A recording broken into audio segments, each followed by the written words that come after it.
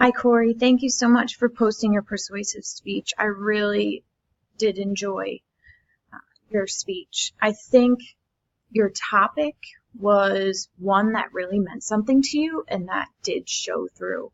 You were very passionate. You really had the facts to back up your claims, and it was you came across as very credible. You really did. I could tell, emotionally, it was something that connected to you because, of course, you served in the military, and I think that came across really well in your speech as just meaning something to you. So I really appreciate it. You looked professional.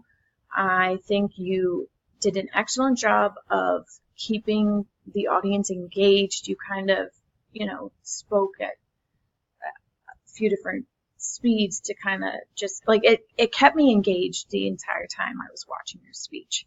So I really did like that.